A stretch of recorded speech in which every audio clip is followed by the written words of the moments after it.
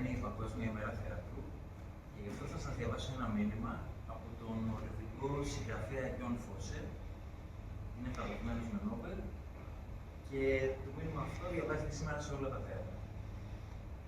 Κάθε άνθρωπος είναι μοναδικός και ταυτόχρονα μοιάζει με όλους τους άλλους ανθρώπους. Η ορατή εξωτερική μας εμφάνιση είναι διαφορετική από όλων των άλλων, φυσικά, αλλά υπάρχει επίσης και μέσα στον καθένα από εμάς κάτι που ανήκει μόνο σε αυτό το άτομο, που είναι μόνο αυτό το άτομο. Θα μπορούσαμε να το ονομάσουμε το πνεύμα ή την ψυχή του. Ή αλλιώς μπορούμε να αποφασίσουμε να μην το χαρακτηρίσουμε καθόλου με λέξεις, απλά να το αφήσουμε ήσυχο. Αλλά ενώ όλοι μας είμαστε διαφορετικοί μεταξύ μας, είμαστε και όμοιοι.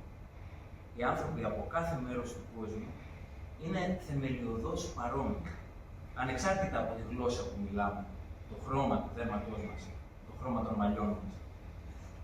Αυτό μπορεί να είναι κάπως παράδοξο, ότι είμαστε εντελώς όμοιοι και ταυτόχρονα εντελώς ανόμοιοι.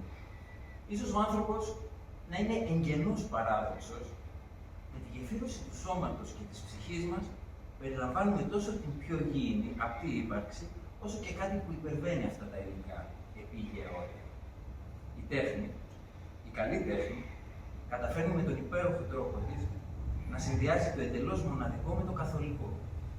Μας επιτρέπει να κατανοήσουμε το διαφορετικό, το ξένο θα μπορούσαμε να πούμε, ως καθολικό. Με αυτόν τον τρόπο, η τέχνη σπάει τα όρια μεταξύ γλωσσών, γεωγραφικών περιοχών, χωρών. Συγκεντρώνει όχι μόνο τις ατομικές ιδιότητες του καθενός, αλλά και με μία άλλη έννοια τα ατομικά χαρακτηριστικά κάθε ομάδας ανθρώπων, για παράδειγμα, κάθε έθνος. Η τέχνη το κάνει αυτό όχι ισοποδένοντας τις διαφορές και κάνοντας τα πάντα ίδια, αλλά αντίθετα δείχνοντας μας τι είναι διαφορετικό από εμάς, άλλο ή ξένο. Κάθε σπουδαία τέχνη περιέχει ακριβώς αυτό, κάτι ξένο, που δεν μπορούμε να κατανοήσουμε πλήρως, και όμως ταυτόχρονα το κατανοούμε κατά κάποιο τρόπο. Περιέχει ένα μυστήριο, ας πούμε, κάτι που μας γοητεύει και έτσι μας σωθεί πέρα από τα όρια μας. Και με αυτόν τον τρόπο δημιουργεί την υπέρβαση που κάθε τέχνη πρέπει να περιέχει μέσα της και να μας οδηγεί σε αυτό. Δεν γνωρίζω καλύτερο τρόπο για να φέρει κανείς κοντά τα αντίθετα. Αυτή είναι η ακριβώς αντίστροφη προσέγγιση από εκείνη των βίαιων συγκρούσεων που βλέπουμε τόσο πολύ συχνά στον κόσμο, οι οποίες υποκύπτουν στον καταστροφικό πειρασμό να εξοντώσουν οτιδήποτε ξένο, οτιδήποτε μοναδικό και διαφορετικό, συχνά χρησιμοποιώντας τις πιο απάνθρωπες εφευρέσεις που έχει θέσει στη διάθεσή μας η τεχνολογία. Υπάρχει τρομοκρατία στον κόσμο. Υπάρχει πόλεμος. Διότι οι άνθρωποι έχουν και μία ζωώδη πλευρά που καθοδηγείται από το ένστικτο να βιώνουν το άλλο, το ξένο, ως απειλή για τη δική τους ύπαρξη. Και όχι ως ένα συναρπαστικό μυστήριο. Έτσι εξαφανίζεται η μοναδικότητα.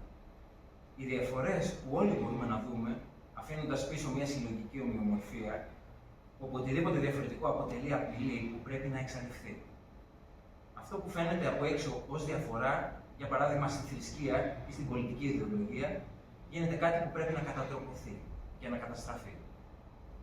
Ο πόλεμος είναι η μάχη ενάντια σε αυτό που βρίσκεται βαθιά μέσα σε όλους μας, το κάτι μοναδικό. Είναι επίσης μία μάχη ενάντια στη τέχνη, ενάντια σε αυτό που βρίσκεται βαθιά μέσα σε κάθε τέχνη. Μίλησα εδώ για την τέχνη γενικά, όχι για το θέατρο ή τη θεατρική γραφή ειδικότερα, αλλά αυτό συμβαίνει επειδή, όπως είπα, όλη η καλή τέχνη κατά βάθος περιστρέφεται γύρω από το ίδιο πράγμα. Παίρνει το εντελώς μοναδικό, το εντελώς συγκεκριμένο και το καθιστά καθολικό. Ενώνει το ιδιαίτερο με το καθολικό μέσω της καλλιτεχνικής του έκφρασης. Δεν εξαλείφει την ιδιαιτερότητά του, αλλά την τονίζει, αφήνοντας το ξένο και το άγνωστο να λάμψει ξεκάθαρα. Ο πόλεμος και η τέχνη είναι αντίθετα. Όπως ακριβώς ο πόλεμος και η ειρήνη είναι αντίθετα. Είναι τόσο απλό. Η τέχνη είναι η ειρήνη. Καλή θέση.